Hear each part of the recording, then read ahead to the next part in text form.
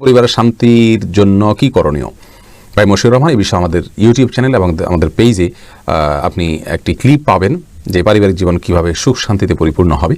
অনেকগুলো পরামর্শ সেখানে বলা আছে। তার ভিতরে প্রথম পরামর্শ হলো, আপনি বিয়ের অনেক আগে থেকে সূরা ফুরকান আয়াত নম্বর 74 বেশি বেশি পড়বেন। রব্বানা হাব লানা মিন আজওয়াজিনা ওয়া যুররিয়াতিনা কুররাতা আয়ুন ওয়াজআলনা লিল মুত্তাকিনা ইমামা। অর্থাৎ আল্লাহ স্ত্রী সন্তান যা দিবেন আমাকে, এবং মেয়েরা পড়বেন স্বামী সন্তান যা দিবেন আমাকে। এই অর্থে এগুলো যেন আমাদের চোখ জুড়ায় এরকম হয় এবং তারা যেন মুত্তাকির ইমাম হতে পারে। আমরা সবাই মিলে এই দোয়া বেশি বেশি করবেন বিয়ের আগে থেকে, এবং জীবনসঙ্গী হিসাবে দিনদার পাত্র অথবা পাত্রীকে অবশ্যই অগ্রাধিকার দিবেন এবং নো কম্প্রোমাইজের লেভেলে যাবেন এই ক্ষেত্রে। আর তৃতীয়ত হলো, আল্লাহর কাছে সাধারণভাবে দোয়া করতে থাকবেন যাতে সৎ এবং নেককার মুত্তাকি জীবনসঙ্গী হয়। চতুর্থত হলো, আপনার দাম্পত্য জীবনের সুখ শান্তির জন্য বিয়ের সময় বিয়ের আগে যে সমস্ত অনাচার হয়ে থাকে এগুলো থেকে বেঁচে থাকবেন, কারণ হারামে আল্লাহ সুবহানাহু ওয়া তাআলা আরাম দেন না। সেগুলো থেকে তাকওয়ার সাথে সুন্নাহ পদ্ধতিতে বিয়ে করবেন, ইনশাআল্লাহ শান্তি আল্লাহ তাআলা দান করবেন। পঞ্চমত হলো, বিয়ে করার পরে সর্বোচ্চ ধৈর্যের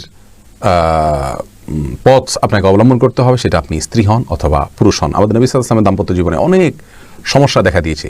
প্রচণ্ড ধৈর্যের তিনি পরিচয় দিয়েছেন এবং ধৈর্যের পরীক্ষা উত্তীর্ণ হয়েছেন। এর মাধ্যমে কিন্তু দাম্পত্য জীবন সুখ শান্তি হয়।